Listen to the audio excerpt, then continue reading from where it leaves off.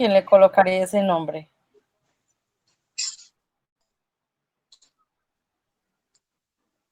Sí, sí. Bueno, sí, aquí está. Bueno, chao. Ok, es que Michael, que no estaba, pero sí está.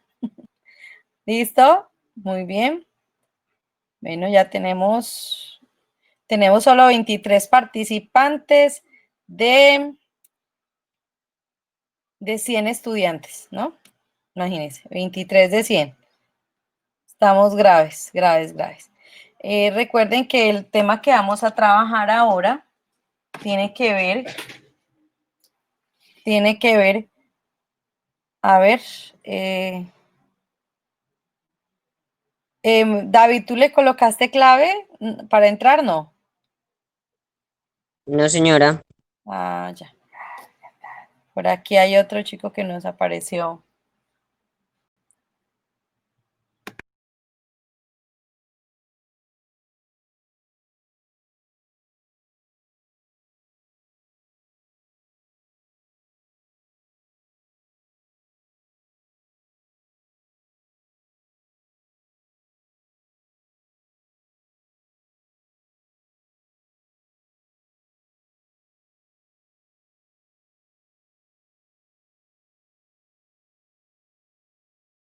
¿Listos? Ah, bueno, Geraldine ya pudo cambiar. Solo nos falta un compañero que ingresó y que no tiene el nombre. Compañero que no le ha puesto el nombre, por favor, para que le ubique, para poder iniciar.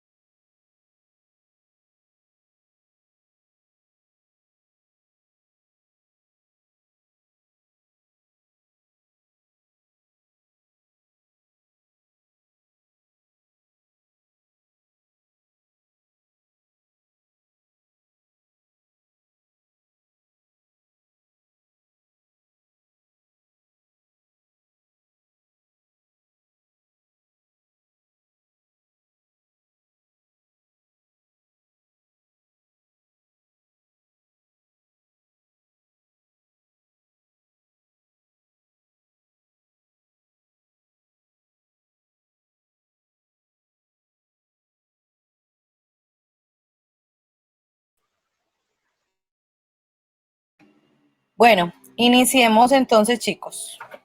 Por aquí me salen unos letreros, no sé qué es que está sucediendo. Charit Bastidas, bueno, Mariela que se va a salir y ingresa. Bueno, entonces ingresemos, chicos. Ustedes ya tienen las guías en sus manos, ¿cierto? Ya les llegó, ya hicieron la lectura, ya saben a qué nos vamos a referir el día de hoy. El día de hoy vamos a trabajar lo que corresponde a la genética mendeliana y no mendeliana, para poder hacer apertura a lo que nos corresponde. ¿Aló, me están escuchando ahí? Sí, profe. Ok. A lo que corresponde, entonces, ya les voy aperturando. Muy bien.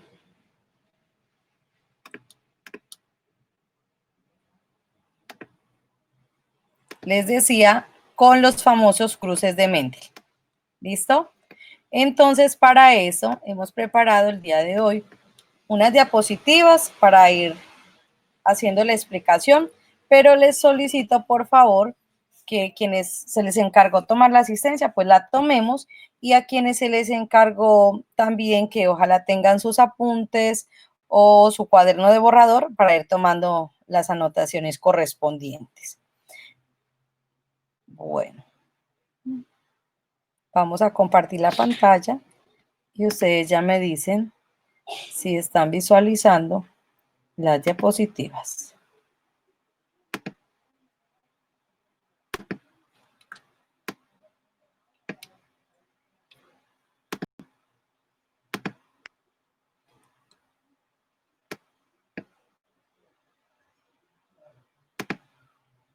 ¿Están visualizando ahí? Sí. Ok. Entonces tenemos en primera instancia la presentación que vamos a trabajar lo que corresponde a genética mendeliana y no mendeliana. ¿Por qué en la parte no mendeliana? Porque hay una parte ya en la final en donde se va a trabajar lo que son las excepciones a las leyes de Mendel. Iniciamos con unas preguntas exploratorias que ustedes tienen ahí. En esas preguntas exploratorias hay unas imágenes, ¿cierto? Profe, no veo nada. ¿Los demás pueden observar? No, profe. Mira. Sí, profe, sí, profe. Tienen que darle clic sobre mi icono, ¿sí? Sobre donde yo estoy hablando. Le dan clic Sí, ahí profe. para Yo ya. poder. Sí, profe, pero solo aparece la marca de un computador ahí, en morado. Ya voy a ingresar de nuevo.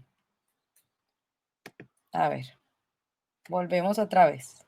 Ahí me tienen que estar visualizando a mí. Sí, profe. Ok. Ahí vamos otra vez. Ahí, Sí, profe. ahí. Sí. Ok. Sí. Entonces les decía que vamos a visualizar lo que tiene que ver con genética mendeliana y lo que tiene que ver con genética no mendeliana. Que en la parte exploratoria hay unas preguntas y esas preguntas están acompañando a unas imágenes. En la primera imagen que observamos encontramos unos signos, ¿cierto? De color azul está el símbolo para lo que tiene que ver con machos y en color amarillo tenemos los símbolos para lo que tiene que ser con hembras. Lo que observamos ahí es un cruce, ¿cierto? Unos parentales, quienes son los abuelos, ¿cierto? El conejo abuelo, la coneja abuela. Y más abajo tenemos una hembra que nació de ese cruce, resultado del primer cruce o llamado F1, y quien luego también se reproduce con un macho y al final nos va a dar origen a un conejo que es utilizado en matadero. Es decir, que las características de este conejo son características para carne, ¿no? O sea, para que mejore su condición muscular. ¿Sí me están escuchando? Profe, no miro nada. ¿Todos están en la misma condición que no ven nada? No, profe, yo sí miro. Tienen que darle clic, vuelvo y les digo mi icono, donde estoy yo ahí hablando. Le dan clic y ahí ya aperturan. Luego observamos un gato que tiene una diferencia en el color de sus ojos y eso se da también en los seres humanos, ¿ya? Cuando miremos las leyes de Mendel, vamos a ver que Mendel nos decía que la independencia, que los caracteres se heredaban de manera independiente. Pero en este caso observamos que los caracteres se visualizan al mismo tiempo, es decir, que los dos colores de ojos que tenían sus padres se muestran fenotípicamente en el gato, ¿cierto? Y es una anomalía genética que se da, pero que no causa mayor gravedad en el individuo que la posee. Y luego observamos aquí unas características. Estas características que observamos aquí son llamadas características fenotípicas. Y son llamadas así fenotípicas porque es lo que podemos nosotros visualizar a través de nuestros sentidos. Es decir, la forma de una semilla, la cantidad de cotiledones que tiene una semilla, el color de una flor, la forma o el color de una vaina, es decir, de la estructura en que viene la semilla, o el lugar en el que crecen las flores en una planta o el tamaño de una planta. Eso son características. Y más adelante vamos a entender por qué estas características fueron importantes para un personaje que vamos a conocer. Ahí hay unas preguntas exploratorias, ¿cierto? De esas preguntas exploratorias, ¿qué no entienden?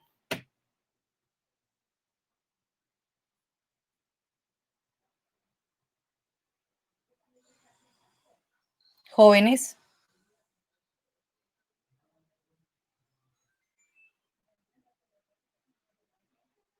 Profe, la segunda. ¿Me la puedes leer? ¿Qué características sobresalen en el gráfico 3?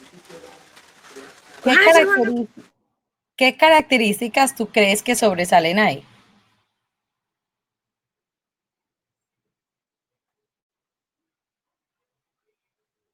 ¿Qué características acabé de nombrar?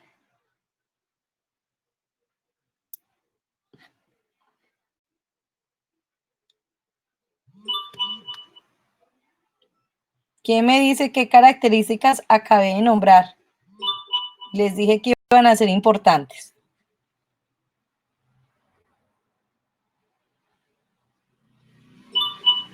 ¿Nada, jóvenes? ¿Qué características vemos ahí en el cuadro? Ahí lo tenemos abajo. Tenemos características como forma, ¿qué más? Cantidad de cotiledones, color, tamaño de quién, del tallo, lugar de ubicación de vainas o flores. Esas son las características que podemos visualizar allí. ¿Qué otra pregunta no logran entender de ahí? Jóvenes.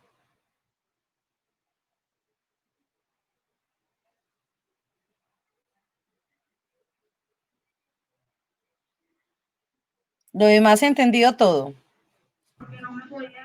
Sí, profe. Ok, listo, entonces procedemos. Luego nos aparece aquí ya la parte de estructuración, donde empezamos a hablar nosotros de cómo fueron esos inicios de la genética y cómo están siendo aplicados en lo que es los alimentos transgénicos. Por eso hay una pregunta de exploración en donde les dice que si alguna vez usted ha consumido alimentos manipulados genéticamente. Y se van a dar cuenta, como yo les contaba alguna vez, que los aguacates, por ejemplo, que estamos consumiendo, que casi tienen 1 libra o 1 kilo, ya están manipulados genéticamente. El maíz también, que la mayoría de productos ya están siendo manipulados, ¿ya? Y que nosotros los estamos consumiendo. De ahí, pues, que empieza como, digamos, el debate en que si los transgénicos son buenos o son malos. Luego, ¿qué es lo que tenemos? Que desde el inicio de la historia, el ser humano ha tratado de hacer manipulación, digamos, artificial de los productos que él iba conociendo. Y a esto se le llamó selección artificial, en donde se seleccionaban o se buscaban o se contenían animales o plantas que tenían las mejores características, ¿ya? Y que estas mejores características iban a hacer que al final pues se obtuviera un mejor producto. Si yo estoy hablando de una semilla de maíz, pues no se iba a escoger la semilla que más rápido se descomponía o a la semilla que la atacaban más los insectos, sino que se tomaba a la semilla más fuerte, ¿cierto? A la que producía mucho más o la más fértil y a la que tenía mayor capacidad de conservación. Estas semillas se iban conservando y las que ya pues no cumplían con las características se iban desechando. De esta manera se empieza a hacer la primera, digamos, manipulación de las plantas o de los animales también, queriendo que la siguiente generación pues tenga las características mejores o las más deseables de la primera generación. De esta manera ya actualmente sabemos pues que hay muchos avances tecnológicos que hacen pues que esta manipulación genética haya avanzado demasiado. Tanto será que aparece la parte de la biotecnología, en donde a partir de estructuras, ¿cierto?, de animales, de plantas, se pueden ubicar ya en el ADN de otros organismos para obtener las mejores ventajas. Ustedes están viendo ahí en el gráfico, por ejemplo, se están dando cuenta en este momento, les estoy apuntando aquí, se están dando cuenta de unos organismos ya manipulados genéticamente o llamados OMG. Los tenemos de esta manera. Miren, aquí hay una bacteria, a esta bacteria le retiran su material genético, lo extraen, se aísla, se hace una clonación, se diseñan unos genes, a esto se lo pasa en la parte de tejido vegetal o a una célula vegetal, se hace el cultivo de esas células y luego se obtienen ¿qué? Se obtienen plantas. Plantas con capacidad como cuál, por ejemplo, tenemos plantas de tabaco que en las horas de la noche ellas llegan y alumbran. ¿Por qué? Porque resulta que las tabaqueras o los cultivos de tabaco estaban sufriendo grandes pérdidas porque los insectos llegaban y se comían las hojas y de las hojas pues se obtiene el tabaco o los cigarrillos posteriormente. Entonces, ¿qué hizo la industria tabaquera? Como produce tanto dinero, pues pagó para que les hagan una modificación en las plantas de tabaco, en donde ya tienen genes de animales como la luciérnaga, que hace que ellas a partir de las 5 de la tarde empiecen ellas a fluorecer, ¿ya? Y de esta manera, pues los insectos ya no irían a comerse las hojas. Manipulaciones como esa. O también hay organismos manipulados como las terneras, que se manipula su ADN para que en su leche vengan hormonas de crecimiento que van a tomar los seres humanos para prevenir enfermedades como el enanismo, ¿no? Estilo con este proceso que tenemos aquí. Y esta selección que ustedes están viendo acá al otro lado es una selección artificial pues que se hizo desde la antigüedad para obtener el maíz que tenemos ahora. Miren, para obtener el maíz se tomó algo inicial que se llamaba el teosinde y de esta manera fue esa deriva, ¿no? Ya como macho y como hembra. Ya la hembra produce, digamos que el maíz como lo tenemos actualmente, ¿ya? Pero eso a través de unas mejoras en muchos años. Luego, entonces, por acá dice, ¿sabías que el maíz proviene del teosinde, una hierba que en los antiguos mesoamericanos pues cultivaban, ¿no? Y que tenía unas características muy diferentes. Y ahí hay un gráfico de ironía, ¿no? De que el maíz no quiere aceptar que el padre era tan simple, llamémoslo así.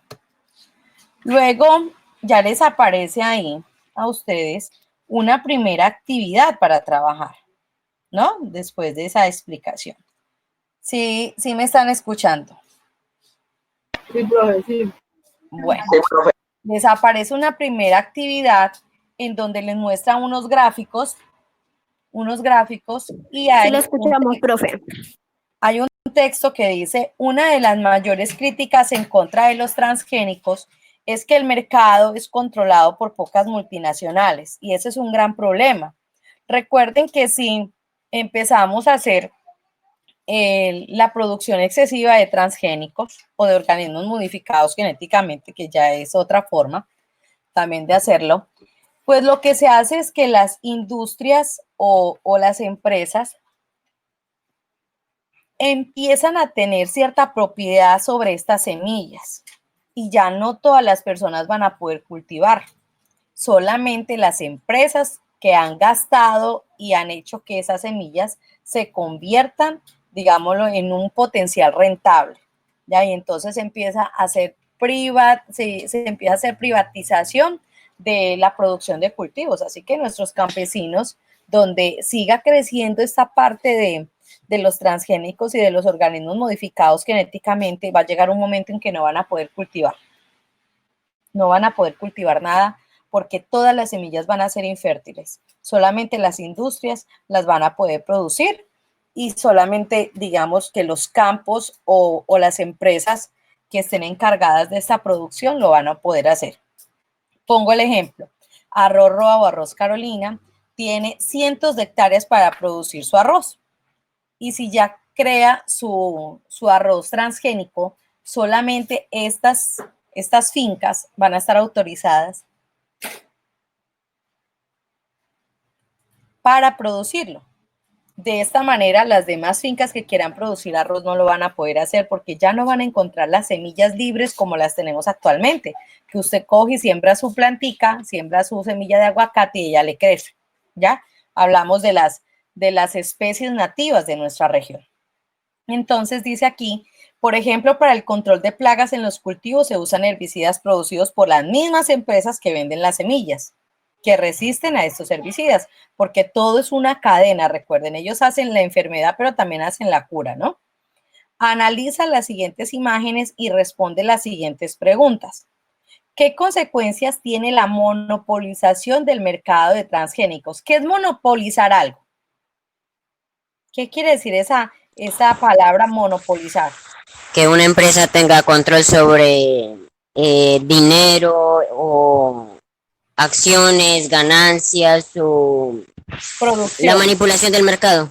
Exacto. La monopolización es entrar en un solo lugar todo. Entonces yo les decía, ellos lo producen, ellos lo venden, ellos venden los herbicidas, ellos venden los insecticidas, o sea, el negocio redondo, a ellos les llega toda la plata. Nosotros, ¿qué tenemos que hacer? Trabajar para comprarles y comer. ¿Sí? Entonces, ¿qué consecuencias? Es decir, ¿qué trae que los transgénicos se centren solo en un lugar, que solo una empresa o unas pocas empresas tengan el dominio? Entonces, ahí ustedes tienen que pensar, ¿qué consecuencia traería? Yo creo que en el diálogo que yo he hecho ya he hablado de muchas, ¿ya? He hablado de demasiadas. Si solamente van a estar en unas empresas, todos vamos a tener oportunidad de trabajar en el campo sembrando. Entonces, mire qué consecuencias. Va a haber desempleo, va a haber hambre, va a haber ¿qué? Miseria, ¿cierto? Va a haber injusticias, va a haber exclusión social, ¿sí? Entre muchas consecuencias que podemos nombrar, ¿ya? Como tipo las películas que miramos en donde todo el mundo está acabado y todo el mundo muere de hambre, igualito. ¿Ya? En unos solos lugares creciendo los alimentos y para unas solas personas. Y luego viene otra pregunta.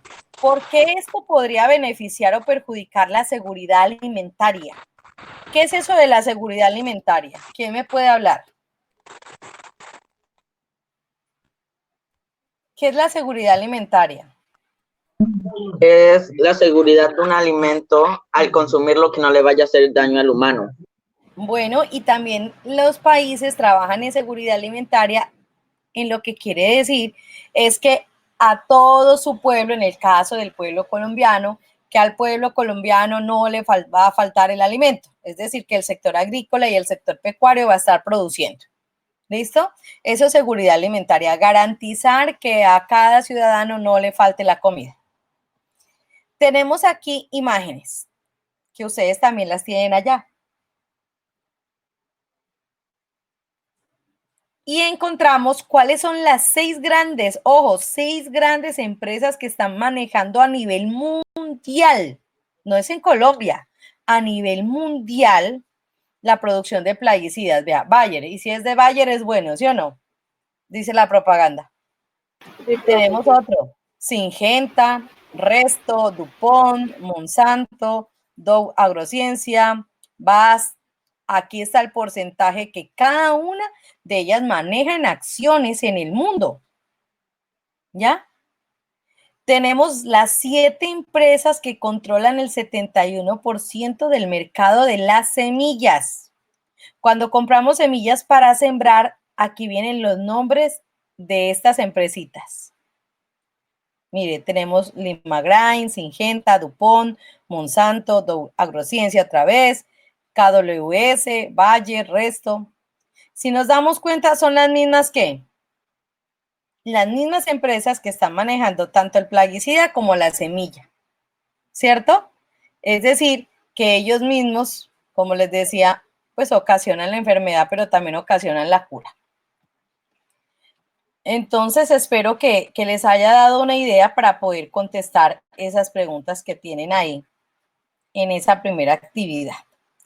Luego vamos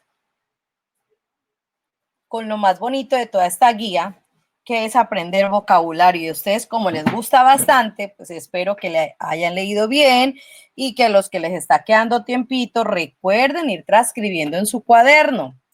No vayan a olvidarse, ¿ya? Tenemos aquí entonces nosotros unos conceptos y el primero con el que nosotros abrimos es el concepto de genética, ¿cierto? No podemos estar hablando de cruces si no hablamos de genética. Dime. Profe, sino que no se le entiende nada. De pronto es la señal, la señal. Ahí.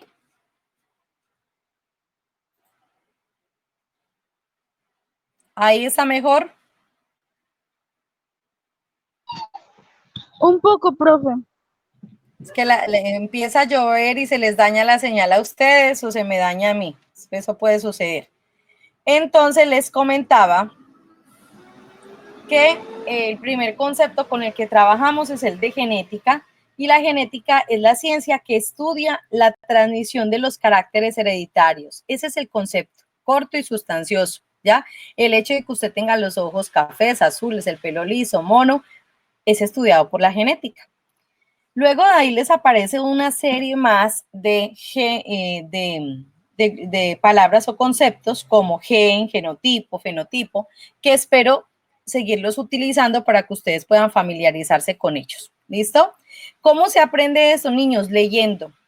Ahí no puedo hacer nada más. Si ustedes no leen los conceptos y tratan de entender ese significado, nos queda difícil.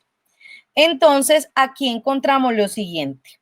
Para poder hablar de fenotipos, les coloqué unas flores. Entonces, fenotipos son todas las características visibles a los sentidos. ¿Cómo qué? Como color, tamaño, textura. ¿Sí? Eso que es visible a nuestros ojos se llama fenotipo. Pero resulta que también existe el genotipo. Y el genotipo son aquellos caracteres hereditarios que yo no puedo ver, pero que están dentro del ADN de cada individuo. Y se pueden llamar de la siguiente manera. Aquí, por ejemplo, para hablar del color, estamos utilizando una simbología. La simbología son las letras. En este caso, para yo hablar de un homocigoto, ojo, homocigoto significa igual. Homo es igual. Homocigoto, en este caso, dos letras iguales. Pero es homocigoto dominante cuando las dos letras iguales son mayúsculas. Homocigoto dominante, las dos letras mayúsculas. Homocigoto, la siguiente que estoy aquí visualizando. Homocigoto recesivo. Homocigoto porque son iguales. Recesivo porque son ¿qué? Minúsculas. ¿Sí quedó entendido hasta ahí? Homocigoto igual. ¿Dominante cuándo?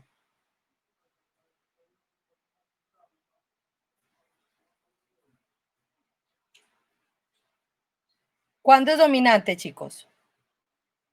Cuando están las dos mayúsculas. Excelente, Julián. ¿Y recesivo? Cuando están las dos minúsculas. Excelente, muy bien. Hasta ahí vamos, genial. Pero cuando hay una mayúscula y una minúscula, ¿cómo le vamos a llamar? A ver, ¿quién me dice?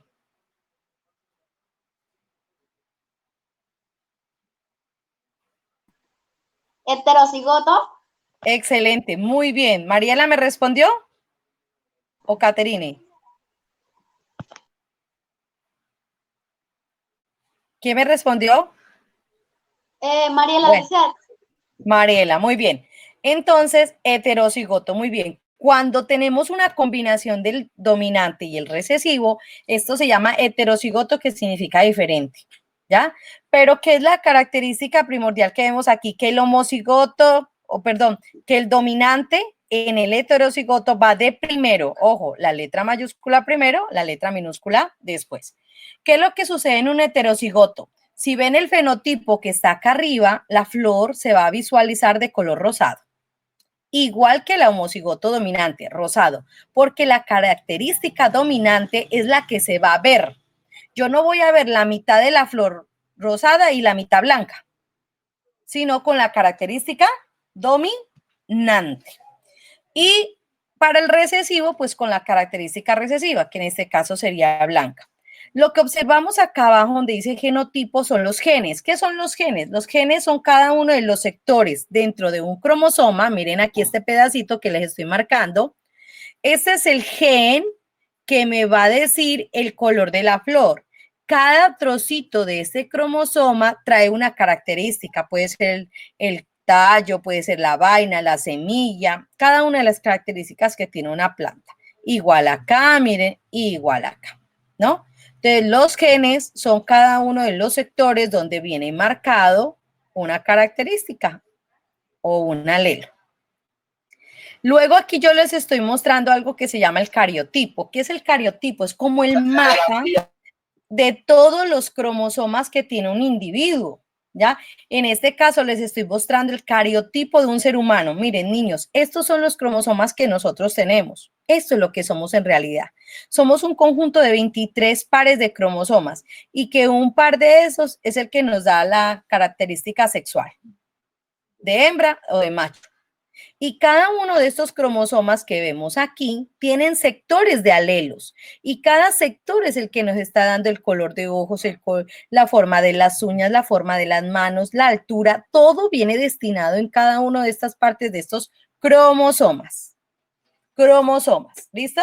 Que es el nombre que tiene cada uno de estos. Y acá tenemos algo que se llaman los alelos letales, ¿cierto? Hay alelos dominantes, hay alelos recesivos, hay alelos homocigotos, hay heterocigotos, pero hay unos que se llaman alelos letales. ¿Por qué? Porque causan la muerte cuando aparecen, causan la muerte, ¿cierto? Y entonces acá tenemos unas características, ¿no? Vemos que los ratones agouti, que son de un color, ¿cierto? Que es este color, mire, como negrito.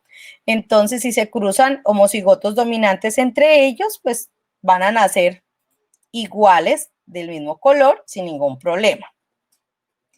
Pero que si aparece este gen letal, miren, que es AY, ¿cierto? Es decir, miren la letra que aparece arriba. Si aparece en un cruce, como se va a dar aquí, desen cuenta, un ratoncito de color amarillo, pero es heterocigoto el amarillo, miren. Es heterocigoto.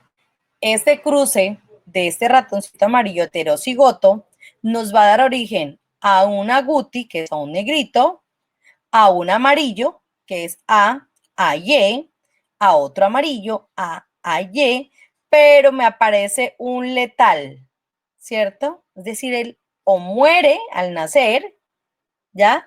O dentro de la madre muere, ¿sí? Como si ocurriese un aborto. Y luego miramos otro cruce, miren, que es como el cruce C, ¿cierto? Si yo cruzo estos dos heterocigotos, miren, el cruce B me va a aparecer el letal. Pero ya en el cruce C, donde cruzo un heterocigoto con esta característica y un agouti, estoy viendo que voy a obtener agoutis y amarillos, ya, 50%, 50%, o mitad y mitad, y que todos van a vivir. O sea, no hay ningún problema. Los genes letales son aquellos que al aparecer causan la muerte al individuo. ¿Listo? Es como la explicación del glosario que ustedes tienen ahí. Ya, ustedes tienen muchas más palabras. Es como para tratar de acercarlos. Luego les aparece ahí una actividad que es la actividad número 2. Y en esta actividad dice que completen el crucigrama. Pues yo creo que no sé qué problema les vaya a causar ahí el crucigrama. ¿Por qué? Porque tenemos que leer, ¿cierto? Terminar de leer, todavía nos falta información para poder llenarlo. Cuando ustedes ya terminen de leer toda la información, van a poder terminar de llenarlo. ¿Listo? ¿Aló? Sí, profe. Ok. Por ejemplo, en la primera ley, vamos a ver, ¿ya? ¿Dónde están acá? Segunda ley de Mendel. ¿Quién ya leyó toda la guía para que me diga cuál es la segunda ley de Mendel?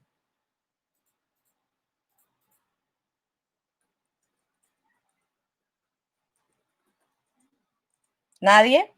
Y a veces esas son las preguntas que ustedes me hacen. Profe, es que yo no encuentro cuál es la primera. Y yo le digo, ¿ya leyó? Sí.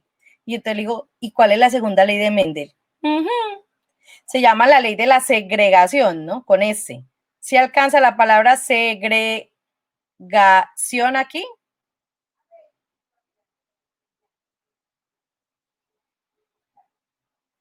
¿Sí o no?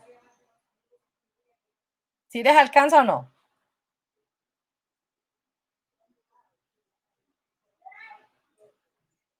Sí, profe.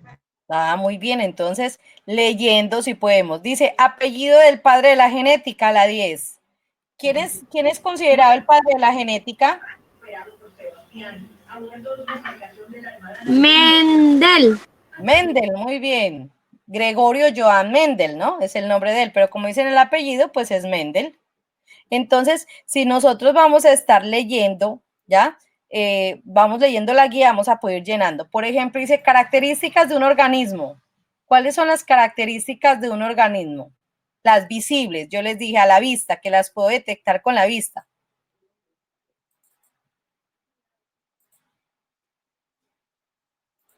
¿Cuáles son? Color, No, pero ¿cómo se le llama al conjunto de forma, tamaño? ¿Cómo se le llama? Yo les dije que existe dos nombres, fenotipo y genotipo.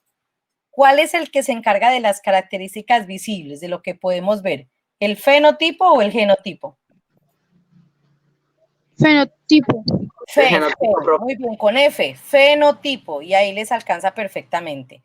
Y aparece por aquí un 2. Abreviación de los organismos transgénicos. ¿Cómo se abreviaban? Lo acabamos de ver.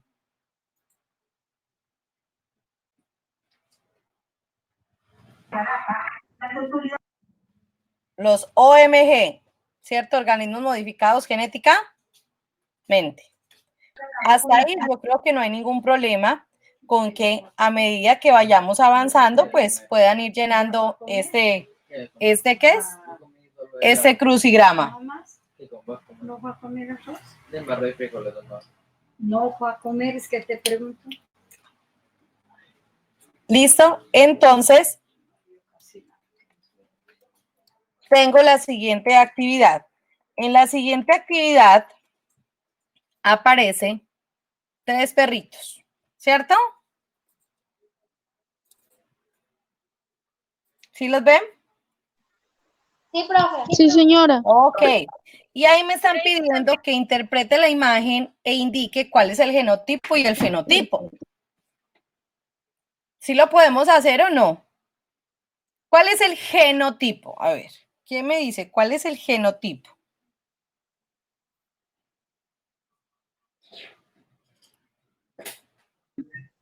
El que está completamente negro. Genotipo. ¿Qué es el genotipo? ¿Recuerdan lo que era el genotipo? Son los caracteres hereditarios que lleva cada individuo, pero en su ADN. Que en la simbología yo les dije que los podíamos nombrar con unas letras, ¿cierto? Entonces, el genotipo para este primer individuo, ¿cuál va a ser? ¿Sí están visualizando lo que les estoy señalando? Va a ser A minúscula. Pero ¿cómo se llama? Entonces escribo yo genotipo, ¿cierto? Del primer individuo. Puedo colocar, y ahí ¿qué coloco? ¿Qué coloco? A minúscula, homocigoto, ¿qué?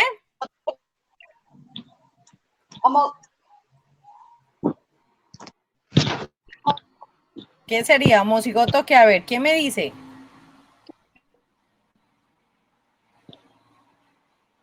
Si está con minúsculas, ¿qué homocigoto es? Homocigotos porque son iguales, pero si está con minúsculas.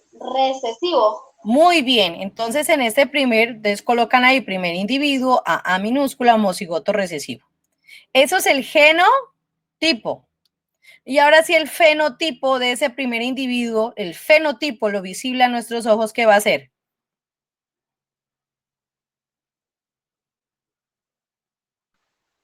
¿Qué es lo visible? A ver, a nuestros ojos. ¿El fenotipo? Fenotipo son las características. El color, muy bien. El Entonces, color, la forma, el tamaño. Por eso, pero en este caso, ¿qué podría yo escribir de este individuo? En fenotipo. Tiene color blanco. Muy bien, podría yo colocar fenotipo perro de color blanco. Eso es lo que tengo que colocar. En el siguiente, ¿qué colocaría? En genotipo, genotipo. ¿Qué colocaría?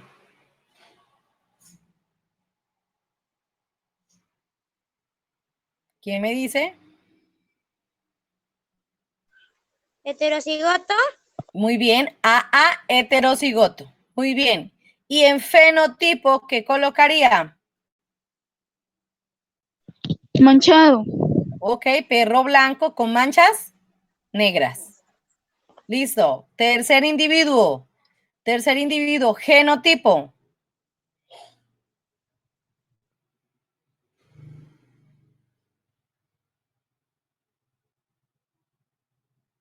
¿Qué encontramos ahí en el genotipo? AA, ¿qué? Mayúscula, ¿cierto? AA mayúsculas. ¿Y cómo se llama? Homocigoto dominante. Homocigoto dominante. Muy bien, eso iría en el genotipo. ¿Y en el fenotipo qué iría? Negro. Muy bien, perro de color negro. Excelente. Hasta ahí ya queda resuelta la duda de pronto que tenía.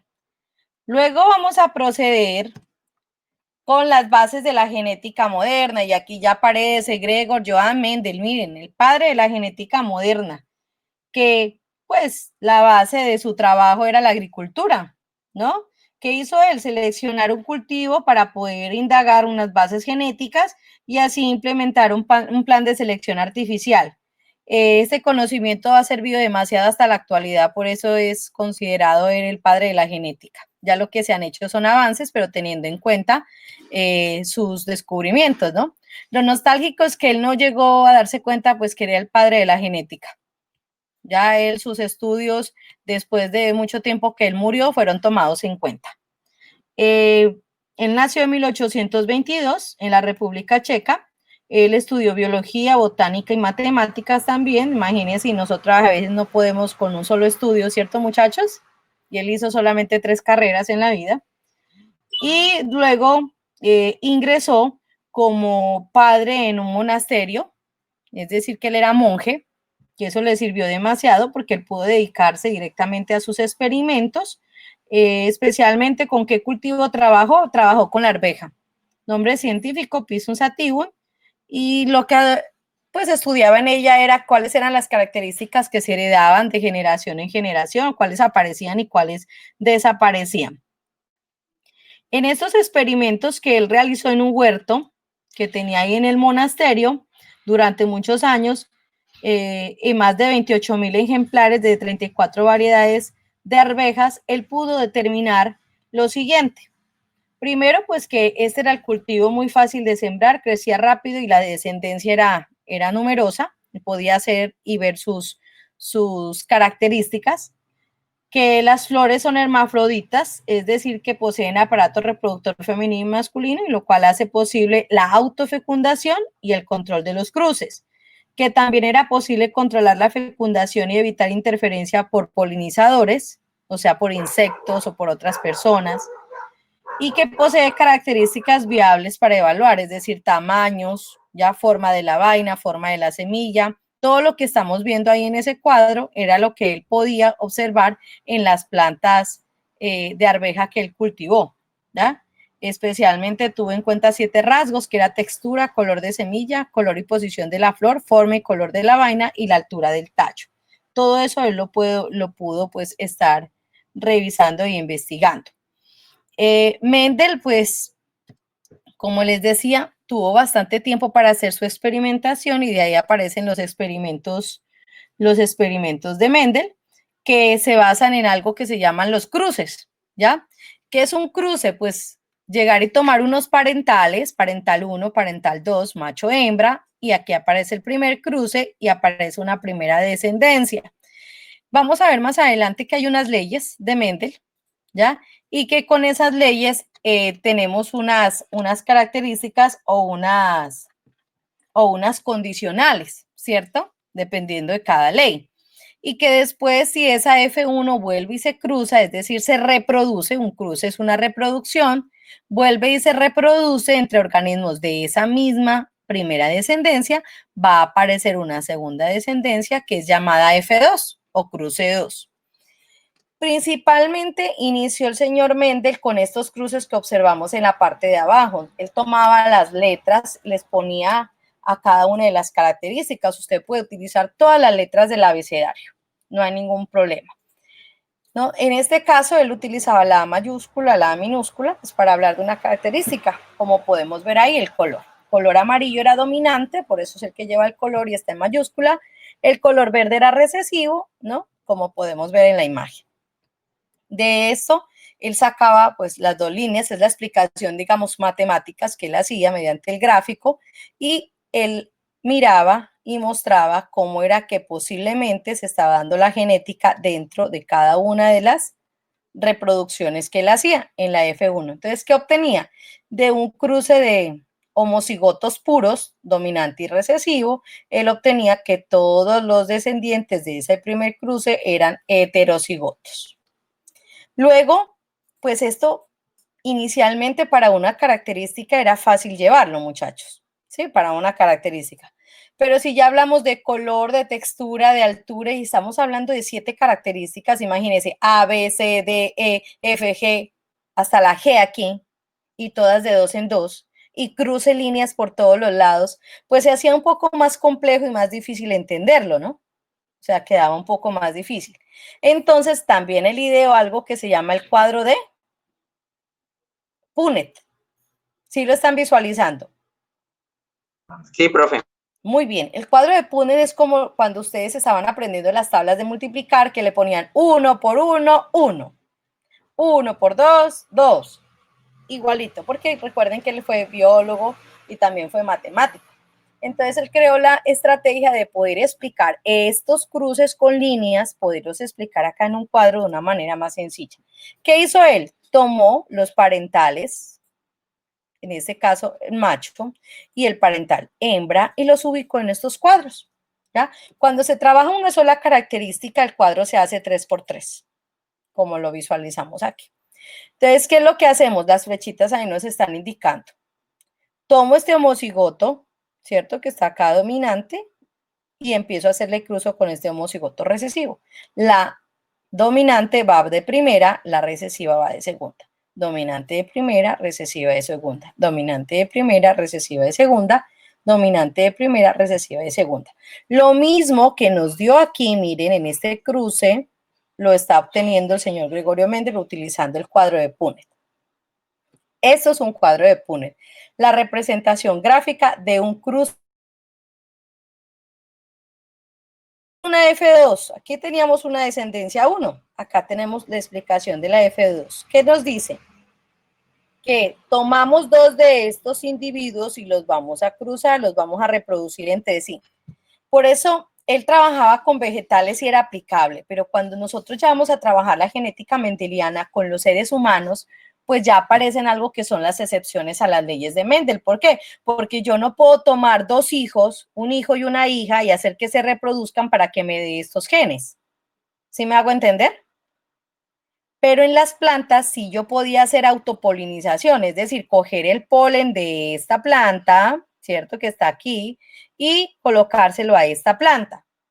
Porque en el caso de las plantas, pues no hay consanguinidad. Pero en el caso de los seres humanos y en el caso de los animales sí tenemos consanguinidad. Entonces, en ese espacio, en ese pedazo, digamos que Mendel no logró incursionar y eso ya le tocó a la genética moderna. ¿Listo? Entonces hizo la autopolinización aquí y obtuvieron estos resultados o esta descendencia. Miren, en el cruce, en el cuadro de Punnett. Tomó el heterocigoto acá y empezó A mayúscula, mayúscula, A mayúscula, minúscula, A mayúscula, A minúscula, A minúscula y A minúscula. ¿Qué es lo que tuvo? En la primera generación, 100% heterocigotos, semillas amarillas. En la segunda generación, el 75% eran de semillas amarillas y el 25% eran de semillas. ¿Qué color serían? Verdes. Verdes, muy bien, semillas verdes. Hasta ahí, ¿alguna pregunta?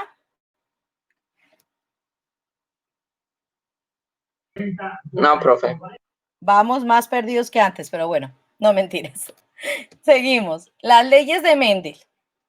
Con las leyes de Mendel, entonces, aparecen aquí en 3 leyes de Mendel, y con esas leyes, entonces, tenemos la primera, la ley de la uniformidad. ¿Qué es lo que nos dice la ley de la uniformidad?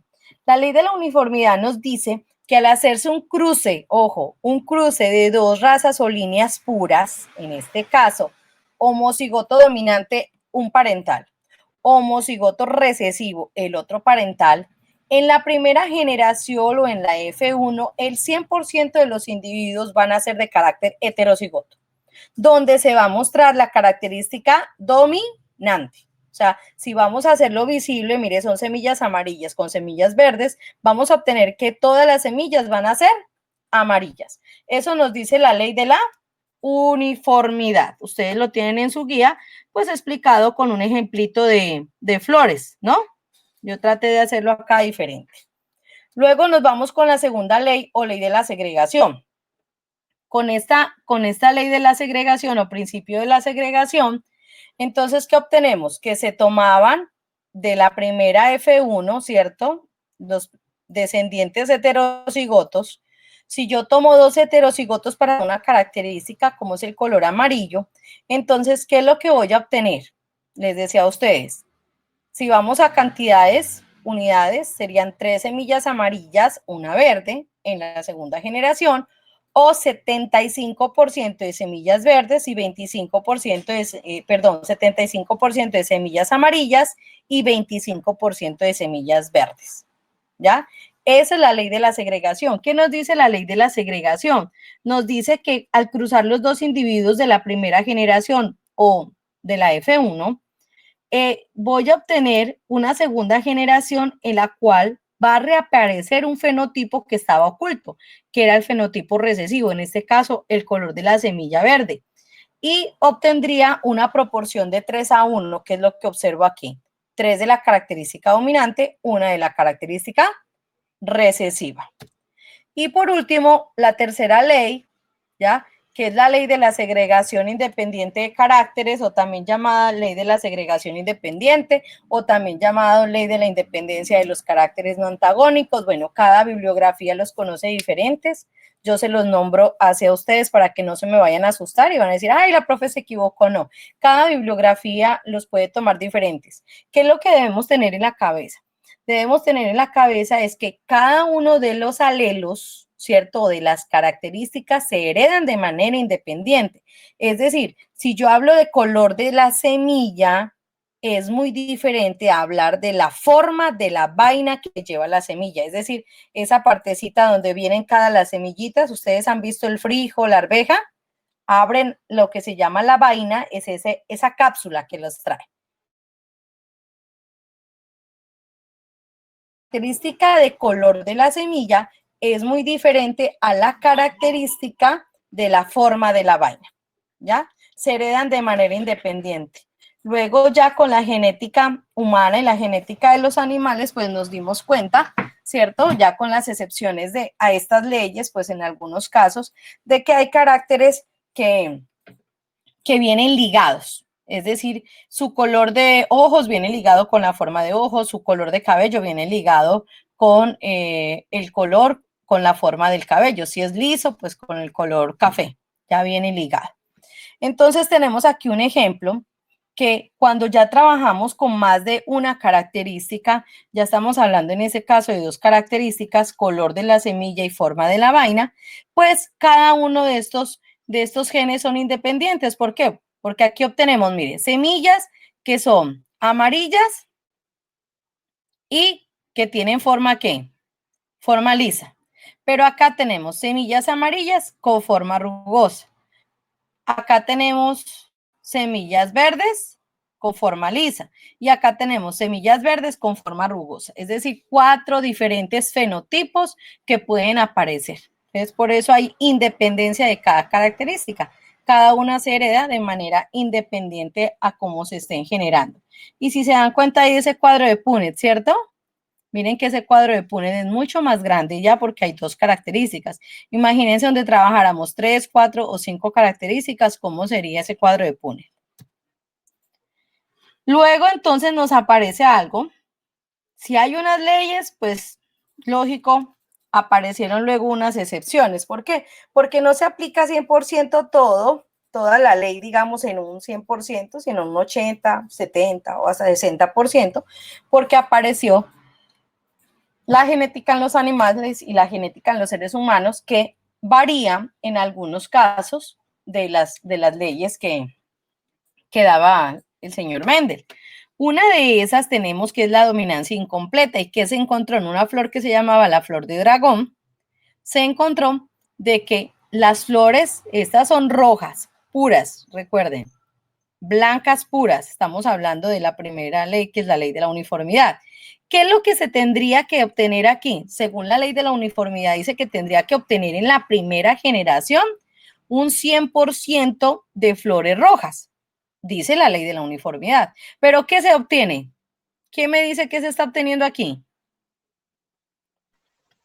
Flores rosadas. Flores rosadas. Es decir, que de las dos características rojas y blancas hay una ¿qué? Una dominancia incompleta. Ni se muestra la roja, ni se muestra la ¿qué? La blanca. Hay un intermedio ahí, ¿ya? Entonces, no muestra ni de un parental ni de otro parental, que es este caso. Y si se cruzan estas dos flores rosadas, pues se va a obtener esta segunda generación, miren. Se va a obtener una roja, la mitad rosada y un cuarto de esa generación va a ser blanca. Esa es una excepción, por ejemplo.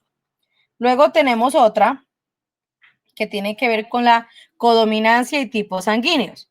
En cuanto a la codominancia, estamos hablando que los dos alelos pueden expresarse a la misma vez, ¿no? Porque los genes dominantes también se pueden expresar de una manera sin mezclarse. Eso se da en los grupos sanguíneos. En los grupos sanguíneos, mire, tenemos el A, el B, pero mire que nos aparece este. Se llama ¿cómo? AB.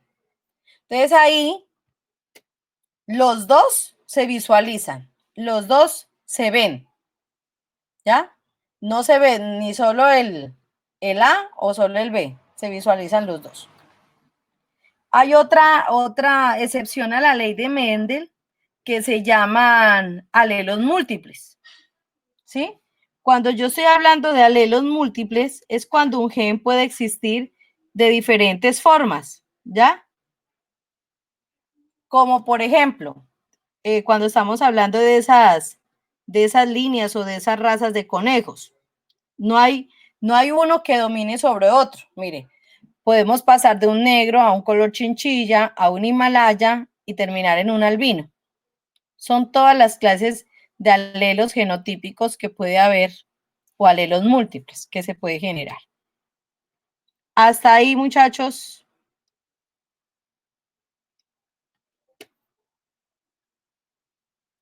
Jóvenes. Sí, profe.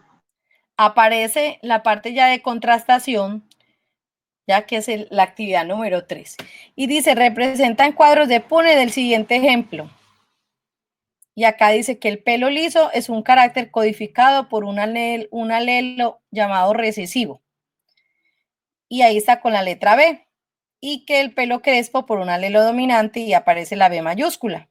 Y que si un padre con el cabello crespo y una madre de cabello liso tienen hijos, ¿cuáles son los dos posibles cuadros de Punnett que se pueden generar? Dos, les están pidiendo dos cuadros que pueden generarse, ¿ya? Y luego dice que responde las siguientes preguntas con respecto a los cuadros que obtuvo. Y le hacen la pregunta por qué se pueden generar dos cuadros de Punnett y cuál es la proporción de heterocigotos para los cuadros 1 y 2. Para eso, ¿qué es lo que tenemos que hacer, chicos? ¿Quién me dice? ¿Qué hay que hacer ahí?